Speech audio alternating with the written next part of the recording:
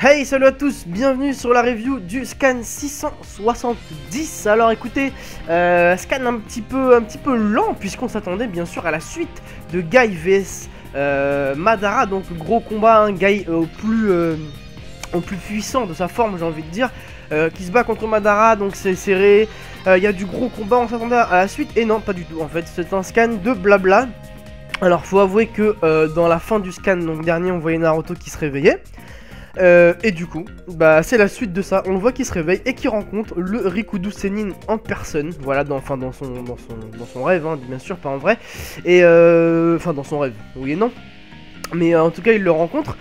Et alors on voit pour la première fois clairement son visage, puisque Rikudo Sennin c'est un perso dont on parle depuis longtemps dans tous les contes, dans toutes les légendes. Toby en parle beaucoup, Madara et compagnie, mais on ne voit jamais, ou en tout cas jamais très clairement son visage.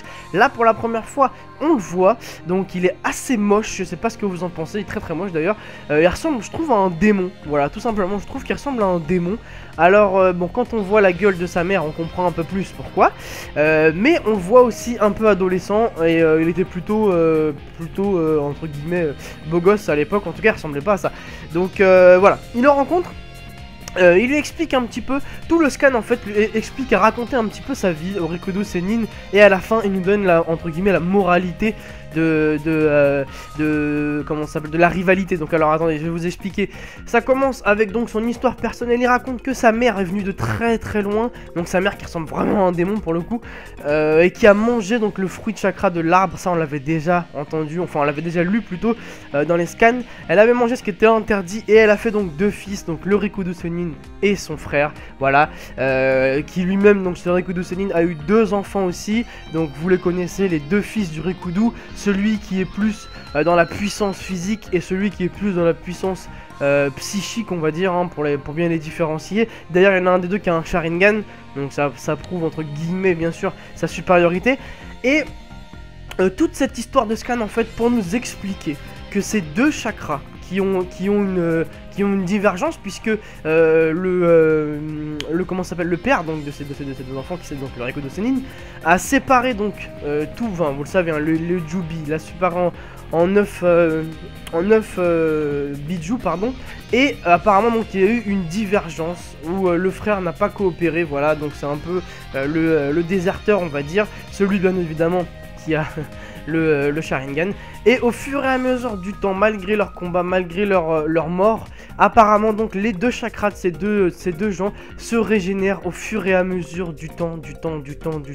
Et il nous explique que donc Naruto est là bien évidemment, et la ressuscite, comment on dit, la résurrection, voilà, du chakra de celui qui était donc plus psychique. Voilà, donc si vous avez bien compris en fait, tout simplement, il nous explique que au fur et à mesure des années, des siècles, enfin ce que vous voulez, ça se régénère. Donc c'est pour ça que tout simplement Madara et Hashirama sont autant en guerre, entre guillemets, en rivalité. C'est tout simplement parce que Hashirama a hérité de du chakra bien évidemment de celui qui est plus psychique, et Madara a hérité du chakra de celui qui est plus physique, voilà, etc. Ça s'enchaîne au fur et à mesure du temps, et bien évidemment Naruto et Sasuke font eux aussi partie de ses héritiers. Voilà, donc Naruto, il nous le dit à la fin, qu'il est la résurrection du chakra de celui qui est plus psychique. Quant à Sasuke, bien évidemment, vous l'aurez compris, c'est celui qui est plus physique. Voilà pourquoi ils peuvent pas se saquer depuis le début. En gros, c'est ça. Et il nous explique ça.